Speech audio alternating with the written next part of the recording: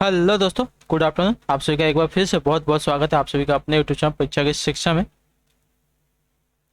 I hope कि आप सभी अच्छे होंगे। आपकी जो तैयारी है अच्छे तरीके से चल रही होगी। तो जो बच्चे क्लास में पहली बार आए, क्लास में नए हैं, देखिए हमारे चैनल पर पीएड परीक्षा 2023 की जो आपकी तैयारी है रेगुलर बेसिस पे करवाई जा रही थी। जिससे भी अपनी तैयारी कंप्लीट करना चाहते हो चैनल को सब्सक्राइब कर हमारे साथ जुड़ जाइए। क्लास का समय देखें, जीके जीएस की क्लास 11 बजे सुबह, रीजनिंग क्लास देखिए दोपहर को 2 बजे, फिर देखिए कलावर की क्लास है 3 बजे दोपहर को, फिर हिंदी की जो क्लास है शाम को 7 बजे। ये जो 4 क्लासेस हमारे चैनल पर आप सभी को डेली बेसिस पे देखने को मिलती है। तो जिससे भी अपनी तैयारी कंप्लीट करना चाहती हो चैनल को सब्सक्राइब करके हमारे साथ जुड़ जाए। क्लास का अगर पीडीएफ चाहिए चाहते हो तो देखिए नीचे टेलीग्राम चैनल डिस्क्रिप्शन में लिंक दिएगा, वहाँ पर जाकर जुड़ेंगे तो इसका जो पीडीएफ है साथ ही आप सभी को फ्री में वहाँ पे मिलेगा।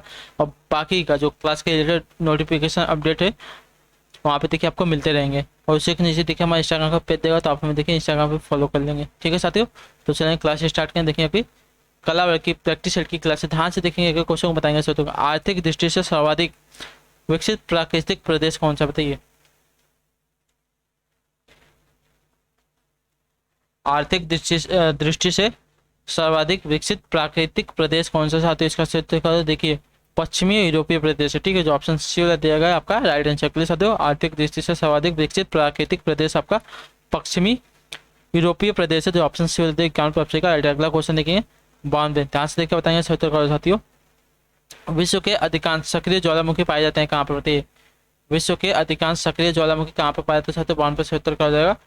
देखिए आपके नवीन मोरदा पर्वतीय क्षेत्रों में। ठीक है, जो ऑप्शन सी वाला देगा आपका राइट आंसर 92 क्लियर साथियों। ठीक है, विश्व के अधिकांश सक्रिय ज्वालामुखी कहाँ पर पाए जाते हैं, तो नवीन मोरदार पर्वतीय क्षेत्रों में। क्लियर। ठीक है, अगला क्वेश्चन देखें 53, ध्यान से देखकर बताएं सत्तर का साथियों। महमूद गजनवी का दरबारी इतिहासकार कौन था, बताइए। महमूद गजनवी का जो दरबारी इतिहासकार कौन था साथियों, इसका सही उत्तर क्या हो जाएगा, तो फिरदौसी। ठीक है, जो ऑप्शन सी वाला देगा आपका राइट आंसर क्लियर। फिरदौसी जो है महमूद गजनवी का दरबारी इतिहासकार था साथियों, याद रखिएगा। अगला क्वेश्चन देखेंगे 54 पे देख के बताएंगे सत्तर का साथियों। 54 नंबर, कांग्रेस का सूरत विभाजन किस वर्ष हुआ था, बताइए। कांग्रेस का जो सूरत विभाजन है आपका किस वर्ष होता है साथियों, इसका सही उत्तर क्या हो जाएगा, देखिए आपका वर्ष 1970 में। ठीक है, नरम दल और गरम दल वाला विभाजन। ठीक है, जो ऑप्शन यहाँ पे सी वाला दिया गया है 54 पे आपसे का राइट आंसर क्लियर साथियों। कांग्रेस का जो सूरत विभाजन हुआ था आपका वर्ष 1907 में हुआ था, नरम दल और गरम दल में, याद रखिएगा। अगला क्वेश्चन देखेंगे 55 पर ध्यान से देखकर बताएंगे सत्तर का साथियों। राष्ट्रीय कांग्रेस की स्थापना के समय भारत का गवर्नर जनरल कौन था, बताइए। भारतीय राष्ट्रीय कांग्रेस, ठीक है, भारतीय राष्ट्रीय कांग्रेस की स्थापना के समय भारत का गवर्नर जनरल कौन था साथियों, इसका सही उत्तर क्या हो जाएगा, तो इनमें से कोई भी नहीं था। ठीक है, जो ऑप्शन पे डी वाला दिया गया है 55 वाजपेयी का राइट आंसर के लिए साथियों। राष्ट्रीय कांग्रेस की स्थापना के समय भारत का जो गवर्नर जनरल था इनमें से कोई नहीं था। अगला क्वेश्चन देखेंगे 56 में बताएंगे साथियों। ध्यान से देखो उत्तर साथियों। सत्तर का महात्मा गांधी ने वर्ष 1930 में सविनय अवज्ञा आंदोलन का प्रारंभ किया था कहाँ पर, बताइए।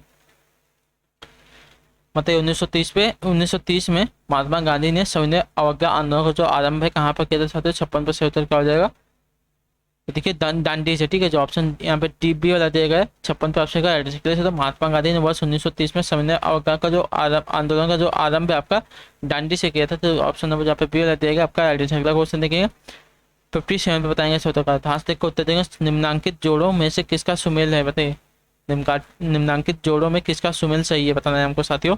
तो 57 दिया गया है, इसका सही जोड़ा किसके साथ है, देखिए खजुराहो का जो मंदिर है चंदेलों ने बनवाया है, तो जो इसका संबंध दिया गया है आपका सही है। ठीक है, याद रखिए जो खजुराहो का मंदिर है चंदेलों ने बनवाया है, याद रखिए। जो ऑप्शन यहाँ पे सी वाला दिया गया है आपका राइट आंसर। अगला क्वेश्चन देखेंगे साथियों 58 पे बताएंगे सो ध्यान से देख के उत्तर देंगे साथियों। निम्न में से कौन सी संस्था नहीं है, ठीक है, निम्न में से कौन सी आपकी एक संस्था नहीं, शासन प्रणाली, विवाह, अपराधी दल, इनमें से कोई नहीं। देखिए अपराधी दल जो आपके देखिए कोई संस्था नहीं होती, जो ऑप्शन पे सी वाला दिएगा आपका राइट आंसर साथियों। जो अपराधी दल है कोई संस्था नहीं होती, तो जो ऑप्शन सी वाला दिएगा आपका राइट आंसर। अगला क्वेश्चन देखिए 59 पे क्या पूछा गया, ध्यान से देख के बताएंगे साथियों। एक समूह जिससे से तुलना करके हम अपनी परिस्थिति की परख करते हैं वह क्या कहलाता है, बताइए। एक समूह जिसकी तुलना करके हम अपनी परिस्थिति की परख करते हैं वह क्या कहलाता है साथियों, इसका सही उत्तर क्या हो जाएगा, तो वह देखिए आपकी संदर्भ समूह कहलाती है। ठीक है, जो ऑप्शन डी वाला दिया गया है 59 पे आपसे का राइट आंसर के लिए साथियों। एक समूह जिसकी तुलना करके हम अपनी परिस्थिति की परख करते हैं वह देखिए आपकी संदर्भ समूह कहलाती है। ठीक है, जो ऑप्शन डी वाला दिया गया है आपका राइट आंसर। अगला क्वेश्चन है 60, इस पर बताएंगे सही तो ध्यान से देखो उत्तर है साथियों। 60 है निम्नलिखित में से कौन सा मद भारत के संविधान की समवर्ती सूची में बताइए। निम्नलिखित में से कौन सा जो मद है भारत की संविधान सूची की समवर्ती में शामिल है साथियों, इसका सही उत्तर क्या हो जाएगा।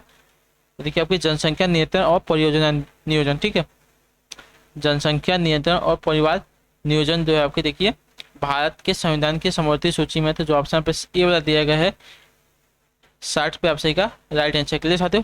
ठीक, चलिए अगले क्वेश्चन की तरफ ध्यान से देखेंगे। 61 बताएंगे सूत्र, ध्यान से देखो उत्तर साथियों। 61 नंबर, भारतीय संविधान के अनुच्छेद 352 के अनुसार राष्ट्रीय आपात की घोषणा निम्नलिखित में से किन परिस्थितियों में की जा सकती है बताइए।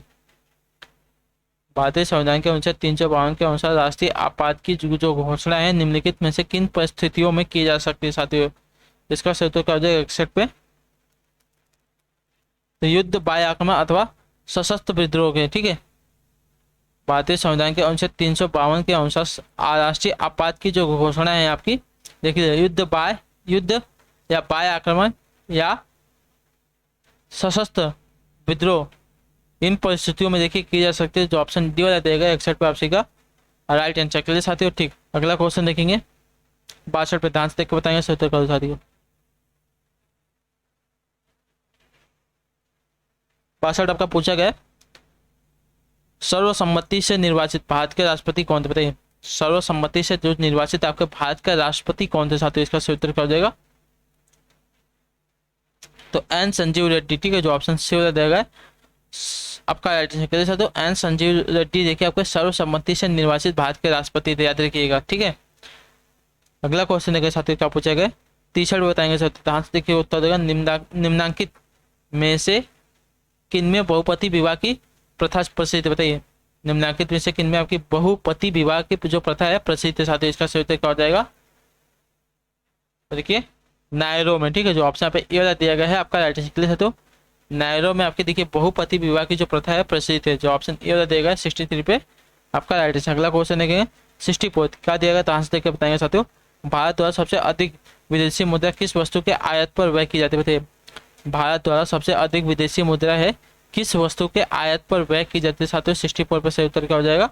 तो देखिए आपके पेट्रोलियम पदार्थ पर। ठीक है, जो ऑप्शन ए वाला दिया गया है आपका राइट आंसर। ठीक है साथियों, भारत द्वारा सबसे अधिक जो आपकी विदेशी मुद्रा है भारत जो आपकी पेट्रोलियम पदार्थ के आयात पर व्यय की जाती है। ठीक है, तो ऑप्शन ए वाला दिया गया है 64 पर आपसे का राइट आंसर। अगला क्वेश्चन देखेंगे 65 ध्यान से देखिए बताएं सत्य गौतम बुद्ध ने परिनिर्वाण कहाँ प्राप्त किया था बताइए। गौतम बुद्ध ने परिनिर्वाण कहाँ प्राप्त किया था साथियों, इसका सही उत्तर हो जाएगा।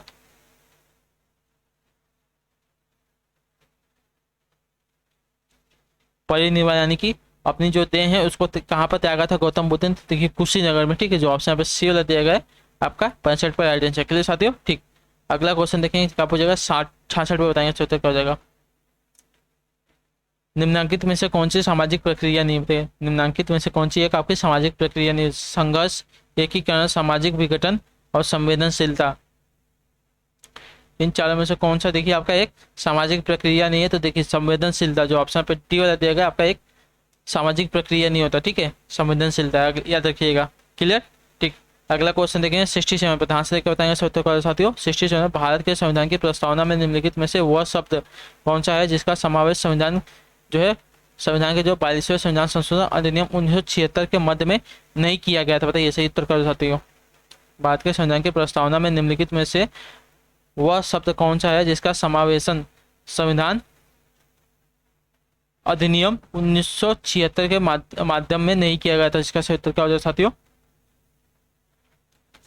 तो निष्ठा। ठीक है, जो ऑप्शन पे टी वाला देगा आपका भारत के संविधान की प्रस्तावना में जो निष्ठा है शब्द, इसका समावेश संविधान अधिनियम 1976 के माध्यम में नहीं किया गया था। ठीक है, बाकी जो दिए गए समाजवादी, धर्मनिरपेक्ष और गरिमा इन सभी का किया गया था। ठीक है, निष्ठा नहीं किया गया था उस समय। अगला क्वेश्चन देखेंगे 68 में बताएंगे सत्य उत्तर देने साथियों। वर्ष 1946 में गठित अंतरिम कैबिनेट की अध्यक्षता किसने की थी बताइए।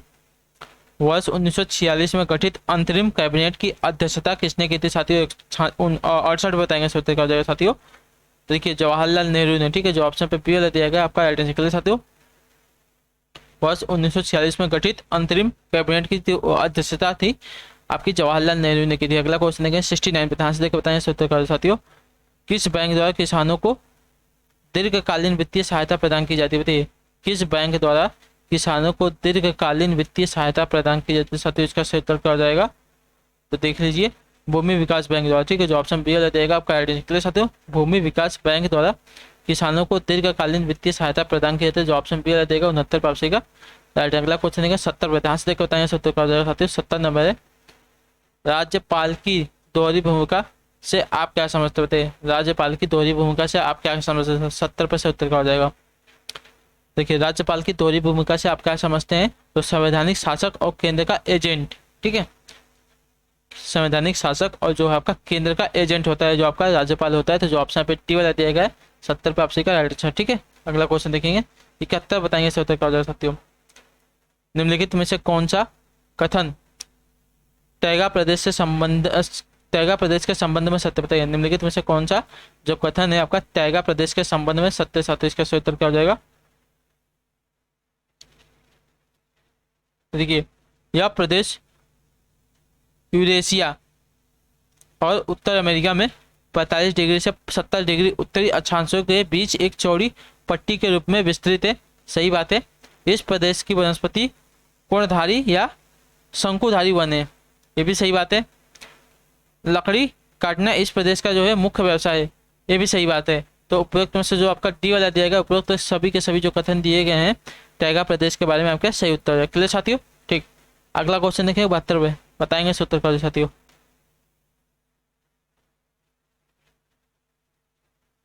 राष्ट्रपति द्वारा प्रवर्तित अध्यादेश है क्या? बताइए राष्ट्रपति द्वारा आपका जो प्रवर्तित अध्यादेश क्या होता है साथियों? इसका सही उत्तर क्या हो जाएगा? तो संसद में पुनः एकत्र होने पर उसके सम्मुख अवश्य रखा जाना चाहिए, ठीक है। तो जो ऑप्शन पे ये यहाँ पे सी वाला देगा आपका राइट, ठीक है। राष्ट्रपति द्वारा प्रवर्तित अध्यादेश संसद में पुनः एकत्र होने पर उसके सम्मुख अवश्य रखा जाना चाहिए। तो जो ऑप्शन पे सी वाला दिया गया है आपका राइट आंसर। क्लियर साथियों 72 पे, ठीक। अगला क्वेश्चन देखेंगे 73 बताएंगे सही उत्तर का। ध्यान से देखिए अंत्योदय कार्यक्रम का मुख्य उद्देश्य क्या था? अंत्योदय कार्यक्रम का जो मुख्य उद्देश्य था आपका क्या था साथियों? इसका सही उत्तर क्या हो जाएगा? तो कि गरीबों में सबसे अधिक गरीबियों की मदद करना, ठीक है। जो ऑप्शन पे पी वाला दिया गया है सॉरी सी वाला दिएगा आपका राइट, ठीक है। अंत्योदय कार्यक्रम का मुख्य उद्देश्य क्या था? तो गरीबों में सबसे अधिक गरीबों की मदद करना, ठीक है। तो जो ऑप्शन पे सी वाला दिया गया 73 पे आप सभी का राइट आंसर। अगला क्वेश्चन देखेंगे 74 पे बताएंगे उत्तर। ध्यान से देखकर उत्तर देंगे साथियों। जब कन्या का पिता अपनी पुत्री को किसी पुरोहित को उपहार देता है तो उसे क्या कहता है? जब कन्या का पिता अपनी पुत्री को किसी पुरोहित को उपहार में दे देता है तो उसे क्या कहता है साथियों? 74 पे उत्तर क्या हो जाएगा? तो उसे देखिए आपका दय विवाह कहते हैं, ठीक है। जो ऑप्शन पे ए वाला दिया गया है आपका 74 पे राइट आंसर। क्लियर साथियों, ठीक। अगला क्वेश्चन देखें 75 पे ध्यान से देखकर बताएंगे सत्य साथियों।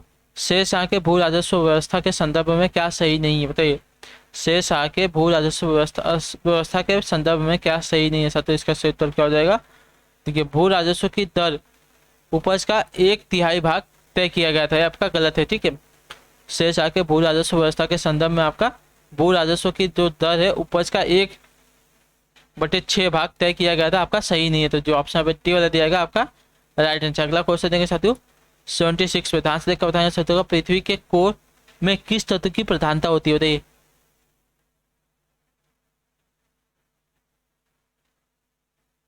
पृथ्वी के कोर में किस तत्व की आपकी प्रधानता होती है साथियों? 76 पे से उत्तर क्या हो जाता था? तो कोर में देखिए लोहा एवं निकेल की, ठीक है। जो ऑप्शन पे टी वाला देगा आपका राइट, ठीक है। पृथ्वी के कोर में आपके देखिए लोहा एवं निकेल तत्व की प्रधानता होती है। जो ऑप्शन डी वाला देगा 76 पे आपसे का राइट। अगला क्वेश्चन देखें 77 ध्यान से देखकर बताएंगे सत्य का। 19वीं सदी के उत्तरार्ध में नव हिंदूवाद की सर्वश्रेष्ठ प्रतिनिधि थे कौन? बताइए इसका सही उत्तर कर सकते हो। 19वीं सदी के उत्तरार्ध में नव हिंदूवाद के सर्वश्रेष्ठ प्रतिनिधि कौन थे साथियों? इसका सही उत्तर क्या हो जाएगा? देखिए स्वामी विवेकानंद, ठीक है। जो ऑप्शन यहाँ पे बी वाला दिया गया आपका चेक साथियों हो। 19वीं सदी के उत्तरार्ध में नव हिंदूवाद के सर्वश्रेष्ठ प्रतिनिधि आपके स्वामी विवेकानंद थे, याद रखिए। जो ऑप्शन बी वाला देगा 77 प्राप्त का राइट। अगला क्वेश्चन देंगे 78 बताएंगे, ध्यान से देखिए उत्तर देंगे। अशोक के शिलालेखों की क्या लिपि थी? बताइए अशोक के शिलालेखों की लिपि कहते हैं साथियों, इसका सही उत्तर क्या हो जाएगा? तो ब्राह्मी लिपि थी, ठीक है, जो ऑप्शन पे बी लगेगा आपका 78 पर राइट आंसर के लिए साथियों। ठीक है, अगला क्वेश्चन देखें, 79 बताएंगे सही उत्तर। हाँ से देखो उत्तर देंगे। वायुमंडल मुख्यतः गर्म होते हैं, वायुमंडल जो है मुख्यतः गर्म होता है किसके कारण, बताइए इसका सही उत्तर क्या होगा साथियों?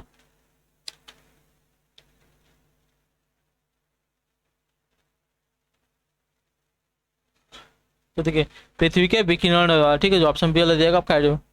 वायुमंडल मुख्यतः गर्म होता है पृथ्वी के विकिरण द्वारा, तो जो ऑप्शन बी लग दिया गया 79 पे आपसी का राइट आंसर। अगला क्वेश्चन देखें, 80 पे बताएंगे, ध्यान से उत्तर देंगे सत्य सही। तवा किसकी सहायक नदी बताइए? तवा जो आपकी किसकी सहायक नदी है साथियों? तो तवा की बात करें, देखिए आपकी नर्मदा की सहायक नदी है, ठीक है, जो ऑप्शन पे ये बता दिया गया है 80 पे आपसी का राइट आंसर। अगला क्वेश्चन देखें साथियों, 81 बताएंगे। 81 नंबर है, हम्पी के विट्ठल स्वामी मंदिर का निर्माण किसने करवाया था बताइए? हम्पी के विट्ठल स्वामी मंदिर का जो निर्माण है किसने कराया था साथियों, इसका सही उत्तर क्या हो जाएगा? तो देखिए कृष्ण देव राय ने, ठीक है, जो ऑप्शन पे सी वाला दिया गया है आपका 81 पे राइट आंसर के लिए साथियों। हम्पी के विट्ठल स्वामी मंदिर का जो निर्माण है आपका कृष्ण देव राय ने कराया था, जो ऑप्शन सी वाला दिया गया है 81 पे आपसी का। अगला क्वेश्चन देखिए 82 पे, ध्यान से देख के बताएंगे सही उत्तर क्या होगा। रुपए के अवमूलन का संकल्पित लक्ष्य क्या बताइए? रुपए के अवमूल्यन का जो संकल्पित लक्ष्य है साथियों क्या है साथियों, इसका सही उत्तर क्या हो जाएगा? तो देखिए निर्यात को बढ़ावा देना, विदेशी विनिमय की प्राप्ति, बढ़ते आयात को रोकना है, ये सभी है, तो जो ऑप्शन पे टी वाला दिया गया आपका के लिए साथियों। रुपए के अवमूल्यन का जो संकल्पित लक्ष्य है, निर्यात को बढ़ावा देना, बढ़ते आयात को रोकना, विदेशी विनिमय की प्राप्ति जो है, तो ऑप्शन जो डी वाला दिया गया, ये सभी के सभी आपके राइट आंसर। अगला क्वेश्चन देखेंगे, 83 बताएंगे सही उत्तर क्या होगा। भारत और चीन की उत्तर पूर्वी सीमा का सीमांकन कौन सी रेखा करती है बताइए? भारत और चीन की जो उत्तर पूर्वी सीमा का जो सीमांकन है कौन सी रेखा करती है सत्तर 83 पे उत्तर क्या हो जाएगा? तो देखिए मैक मोहन रेखा करती है, ठीक है, जो ऑप्शन यहाँ पे अभी बता दिएगा आपका। भारत और उत्तर चीन की जो भारत और चीन की जो उत्तर पूर्वी सीमा का जो सीमांकन है आपकी मैक मोहन रेखा करती है, देखिए जो ऑप्शन बी बता दिएगा आपका राइट आंसर। अगला क्वेश्चन देखेंगे 84 पे बताएंगे, ध्यान से देखो उत्तर देंगे। किस पंचवर्षीय योजना का मुख्य उद्देश्य आर्थिक आत्मनिर्भरता था बताइए? किस पंचवर्षीय योजना का जो मुख्य उद्देश्य था आपका आर्थिक आत्मनिर्भरता था साथियों, इसका सही उत्तर क्या हो जाएगा? तो देख लीजिए चतुर्थ पंचवर्षीय योजना का, ठीक है, चतुर्थ पंचवर्षीय योजना का जो मुख्य उद्देश्य था आपका आर्थिक आत्मनिर्भरता था, याद देखिए जो ऑप्शन डी वाला देगा 84 पे आपसे का राइट आंसर। अगला क्वेश्चन देंगे साथियों 85 पे बताएंगे ध्यान से देख कर उत्तर देंगे। वह विचारक जिसने राजनीति को दर्शन अनुसार समझने का प्रयास किया था कौन है बताइए? वह विचारक जिसने राजनीति को दर्शन अनुसार समझने का प्रयास किया था वह कौन है साथियों, इसका सही उत्तर क्या हो जाएगा? तो देखिए आपका प्लेटो है, ठीक है, जिसने देखिए आपका राजनीति को दर्शन के अनुसार समझने का प्रयास किया था, ठीक है, जो ऑप्शन पे पी देगा प्लेटो आपका राइट आंसर। अगला क्वेश्चन देखेंगे 86 पे, ध्यान से देख के बताएंगे साथियों सही उत्तर। निम्नलिखित में से विचारक समूह आदर्शवादी है क्या बताइए? निम्नलिखित में से विचारक समूह आदर्शवादी क्या होता है साथियों, इसका सही उत्तर क्या हो जाएगा? निम्नलिखित में से विचारक समूह आदर्शवादी है कौन, इसका सही उत्तर क्या हो जाएगा साथियों? देखिए कांट और हीगल जो है आपके देखिए आदर्शवादी हैं, ठीक है, समूह आदर्शवादी विचारक है, ठीक है, समूह आदर्शवादी विचारक हैं आपके कांट एंड हीगल, तो जो ऑप्शन डी वाला दिया गया है 86 पे आपका राइट आंसर। क्लियर, ठीक है। अगला क्वेश्चन देखिए 87 पे बताएंगे उत्तर क्या हो जाएगा। संप्रभुता के सिद्धांत का निम्नलिखित में से किसके उत्थान में ऐतिहासिक संबंध बताइए? संप्रभुता के सिद्धांत का निम्नलिखित में से किसके उत्थान में ऐतिहासिक संबंध साथियों 87 पे उत्तर क्या हो जाएगा?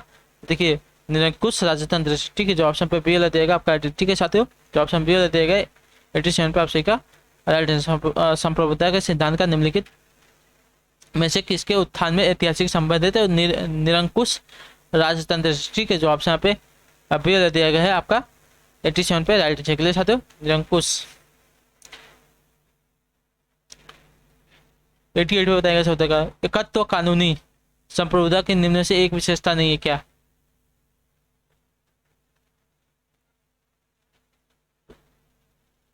एकत्व या कानूनी संप्रभुता की निम्न से एक विशेषता नहीं है क्या साथियों? इसका सही उत्तर क्या हो जाएगा? तो देखिए पृथक्करणीयत्व, ठीक है, पृथक्करणीयत्व जो है आपकी देखिए एकत्व कानूनी संप्रभुता की एक विशेषता नहीं होती, जो ऑप्शन पे बी दिया गया है आपका 88 पे राइट आंसर। अगला क्वेश्चन नहीं साथियों 89 बताएंगे सही उत्तर, हाँ से उत्तर देंगे साथियों सही उत्तर क्या हो जाएगा? रेड क्लिफ ब्राउन ने लघु समुदाय की किन विशेषताओं का उल्लेख किया था। रेडक्लिफ ब्राउन ने लघु समुदाय की किन विशेषताओं का उल्लेख किया था, तो इसका सही उत्तर क्या हो जाएगा। देखिए, भिन्नता एवं लघुता, स्वावलंबन और समाजातीयता, ये सभी का तो जो ऑप्शन डी वाला दिया गया है आपका राइट आंसर। तो रेडक्लिफ ब्राउन ने लघु समुदाय की, देखिए, भिन्नता एवं लघुता, स्वावलंबन और समाजीयता, इन विशेषताओं का उल्लेख किया था, जो ऑप्शन पे डी वाला दिया गया, सभी सभी आपके राइट आंसर। अगला क्वेश्चन देखेंगे, 89 होगा, 90 बताएंगे। सो तो ध्यान से देखिए, सीमेल ने समूह के निम्न में से किस रूप का वर्गीकरण किया था। सीमेल ने समूह के निम्न में से किस रूप का वर्गीकरण किया था, तो इसका सही उत्तर क्या हो जाएगा। तो देखिए, अस्थाई एवं अस्थाई का, ठीक है, जो ऑप्शन बी वाला दिएगा आपका। सीमेल ने समूह के निम्न से किस रूप का वर्गीकरण किया था, अस्थाई एवं अस्थाई का, ठीक है, जो ऑप्शन बी वाला देगा 90 पे आपसे का राइट आंसर। अगला क्वेश्चन देंगे, 91 बताएंगे। सही उत्तर ध्यान से देखते होते हैं, समाज में पाई जाने वाली स्वायवी सावयवी एकता एवं यांत्रिक एकता का अंतर पर्यात्मक स्तर पर किस समाजशास्त्री ने स्पष्ट किया, बताइए। समाज में पाई जाने वाली सावयवी एकता और यांत्रिक एकता का अंतर पर्यात्मक स्तर पर किस समाजशास्त्री ने स्पष्ट किया था, तो इसका सही उत्तर क्या हो जाएगा। तो देखिए, इमाइल दुर्खिम ने, जो ऑप्शन पे बी वाला देगा आपका राइट आंसर के लिए साथ ही 91 पे आपका ऑप्शन नंबर बी है। समाज में पाई जाने वाली सावयवी एकता और यांत्रिक एकता का अंतर, देखिए आपका पर्यात्मक स्तर पर इमाइल, ठीक है, इमाइल दुर्खिम का है, तो जो ऑप्शन पे बी वाला दिया गया है आपका राइट आंसर। अगला क्वेश्चन देखेंगे, 92 बताएंगे। छोटे ध्यान से देखते वे नेता जो अपने कर्मचारियों की आवश्यकताओं से लगाव महसूस करते हैं, टीम कार्य के निर्माण की चेष्टा करते हैं, मनोवैज्ञानिक संदर्भ समर्थन देते हैं, निम्न में से क्या कहते हैं। वे नेता जो अपने कर्मचारियों की आवश्यकताओं से लगाव महसूस करते हैं, टीम कार्य के निर्माण की चेष्टा करते हैं, मनोवैज्ञानिक संदर्भ देते हैं, इसको देखिए निम्न में से क्या कहते हैं। साथ ही इसका सही उत्तर क्या होगा, तो इसके देखिए आपका कहते हैं दूसरों का ध्यान रखने वाला नेता, ठीक है, जो ऑप्शन पे बी वाला दिएगा आपका राइट आंसर, ठीक है। वे नेता जो अपने कर्मचारियों की आवश्यकताओं के आवश्यकताओं से लगाव महसूस करता है, टीम कार्य के निर्माण की चेष्टा रखता है, मनोवैज्ञानिक समर्थन देते हुए, इसको देखिए आपका दूसरों का ध्यान रखने वाला नेता कहा जाता है, जो ऑप्शन पे बी वाला दिया गया है 92 पे आपसे का राइट आंसर। अगला क्वेश्चन है साथियों, 93 पे ध्यान से देख के बताएंगे सही उत्तर क्या हो जाएगा। इसने पानी की भूख एक तरह की अपर्याप्तता का रोग है, यह युक्ति किसकी बताइए। जिसने पानी की जो एक भूख है एक तरह की अपर्याप्तता का रोग है, यह युक्ति है, यानी कि यह कथन है किसका है, तो यह कथन है कि अब्राहम मैस्लो का है, ठीक है, जो ऑप्शन डी वाला सी वाला देगा आपका आइडेंटिटी, ठीक है साथियों, क्लियर है। जिसने पानी की जो भूख है एक तरह की आपकी अपर्याप्तता का रोग है, यह जो कथन है आपका देखिए अब्राहम मैस्लो का है, क्लियर, ठीक। अगला क्वेश्चन देखेंगे 94 पे ध्यान से देखकर बताएंगे सत्तर साथियों। स्मृति की अवस्थाओं का निम्नलिखित में से कौन सा एक क्रम सही है, देखिए स्मृति की अवस्थाओं का निम्नलिखित में से कौन सा एक कथन आपका सही है साथियों, बहुत इंपॉर्टेंट क्वेश्चन, ठीक है, इसको नोट करके रखिएगा। तो देखिए, पुट संकेतन संचयन पुनः प्रत्यावयन जो है आपका देखिए स्मृति की अवस्थाओं का सही क्रम हो जाएगा, तो जो ऑप्शन यहाँ पे बी वाला देगा आपका क्लियर साथियों। पुट संकेतन संचयन और पुनः प्रत्यावन जो है आपके देखिए स्मृति की अवस्थाओं का सही क्रम हो जाएगा। अगला क्वेश्चन देखेंगे 95 बताएंगे, ध्यान से देखो उत्तर देंगे। सृजनात्मक चिंतन के रूप में उद्भवन की प्रक्रिया में सम्मिलित होती है क्या, बताइए। सृजनात्मक चिंतन के रूप में उद्भवन की जो प्रक्रिया में सम्मिलित होती है क्या, तो इसका सही उत्तर क्या हो जाएगा साथियों, तो अचेतन चिंतन प्रक्रिया, ठीक है, जो ऑप्शन सी वाला देगा आपका क्लियर साथियों। सृजनात्मक चिंतन के रूप में उद्भव की जो प्रक्रिया में आपका सम्मिलित होता है अचेतन चिंतन प्रक्रिया, ठीक है, ऑप्शन नंबर सी वाला आपका 95 पे राइट है। अगला क्वेश्चन देखें 96 पे, ध्यान से देखकर बताएंगे साथियों। राधा कृष्ण के अनुसार जीवन का लक्ष्य क्या बताइए। राधा कृष्ण के अनुसार जो आपका जीवन का लक्ष्य साथियों, इसका सही उत्तर क्या हो जाएगा, तो देख लीजिए राधा कृष्ण के अनुसार आपका जो जीवन का लक्ष्य साथियों अंतर्दृष्टि है, तो जो ऑप्शन पे सी वाला दिया गया है 96 पे आपसे का और राइट आंसर के लिए साथियों, समझा सभी को, ठीक है। अगला क्वेश्चन देखें 97 बताएंगे सही उत्तर क्या हो जाएगा। निम्नलिखित में से कौन सा युग्म सुमिलित नहीं है, सही सुमिलित नहीं है, ठीक है, कौन सा युग्म जो आपका दिया गया है सही सुमिलित नहीं है। देखिए वेदांत दर्शन आपका क्षणिकवाद नहीं है, ठीक है, जिसका जो ऑप्शन बी वाला दिया गया है आपका सही सुमेलित है। जैन दर्शन कैवल्य मीमांसा का मीमांस दर्शन देखा स्वतः प्रामाण्यवाद है, और जो आपका वैश्विक दर्शन आपका परमाणुवाद है। ठीक है, परमाणुवाद से संबंध है इसका। जो आपको जो वेदांत दर्शन देगा इसका जो संबंध आपका देखिए क्षणिकवाद से नहीं, याद रखिए। जो ऑप्शन बी वाला देगा आपका सही सुमेलित नहीं है। अगला क्वेश्चन देखेंगे 98 बताएंगे, बुद्धि में ऐसा कुछ नहीं है जो कि पहले संवेदनाओं में नहीं था सिवाय स्वयं बुद्धि के। बुद्धि में ऐसा कुछ नहीं है जो कि पहले संवेदनाओं में नहीं था सिवाय बुद्धि के। उपयुक्त कथन किसके ज्ञान सिद्धांत का संकेत करती बताइए साथियों। तो लॉक के। ठीक है, जो ऑप्शन पे डी वाला दिया गया है, लॉक के सिद्धांत का संकेत करती है साथियों। ठीक है, बुद्धि में ऐसा कुछ नहीं है जो पहले संवेदनाओं में नहीं था सिवाय बुद्धि के। ये उपयुक्त जो कथन है आपका लॉक ज्ञान सिद्धांत का संकेत, जो ऑप्शन पे डी वाला दिया गया आपका राइट आंसर। अगला क्वेश्चन देखेंगे, इसमें से हमको सही सुमेलित करना साथियों। ठीक है, दार्शनिक दिया गया, सिद्धांत दिया गया है, इसका सही सुमेलित करेंगे साथियों। तो देख लीजिए बर्कले का सिद्धांत क्या है साथियों। बर्कले का सिद्धांत देखने के बाद संयंत्रवाद है। ह्यूम का सिद्धांत क्या है, तो आत्मनिष्ठ प्रत्ययवाद है। ठीक है, और जो कांट है इसका अगर सिद्धांत देखेंगे तो साथियों कांट प्रतिनिधि निधानवाद से है। तो सभी का देखिए आपका सामने सामने मिलान, तो 1 2 3 आपका मिलान हो जाता है। क्लियर है। बर्कले का देखिए संयंत्रवाद से बर्कले जो आपका दार्शनिक है इनका सिद्धांत क्या है, तो संशयवाद से। ठीक है, ह्यूम का जो है आपका सिद्धांत क्या है, तो आत्मनिष्ठ प्रत्ययवाद से है। और कांट का देखेंगे आपका सिद्धांत क्या है, तो कांट प्रतिनिधि निधानवाद से। ठीक है, तो 1 2 3 आपका सही मिला। अगला क्वेश्चन देखेंगे 100 पे ध्यान से देखकर बताएं सत्य का। सत्यमेव जयते वर्णित है कहाँ से बताइए, बहुत ही इंपॉर्टेंट है। सत्यमेव जयते आपका कहाँ से वर्णित है साथियों, देखिए मुंडको उपनिषद से। ठीक है, जो ऑप्शन पे ए वाला दिया गया आपका 100 पे राइट निकले साथियों। सत्यमेव जयते कहाँ से वर्णित है, तो मुंडको उपनिषद से। जो ऑप्शन ए वाला दिया गया 100 पे आपसी का राइट आंसर। ठीक है साथियों, तो इसी के साथ जो आपकी यहाँ पे क्लास है कला वर्ग की आज की कंप्लीट होती है। आई होप कि आपको क्लास अच्छी लगा। आपका कोई भी डाउट हो किसी भी क्वेश्चन में हमें कमेंट करके पूछिएगा साथियों। बाकी आपसे कोई क्लास कैसी लगी हमें कमेंट करके बताइएगा, और क्लास अच्छी लगी तो क्लास को लाइक करके चैनल को सब्सक्राइब करके जाइएगा, जिससे मुझे भी थोड़ा बहुत मोटिवेशन मिलेगा। बाकी हम आपसे मिलेगा आपकी हिंदी वाली क्लास में शाम को 7 बजे। तब तक के लिए टाटा बाय बाय, जय हिंद जय भारत। आप सभी के क्लास से जुड़ने के लिए बहुत बहुत शुक्रिया साथियों।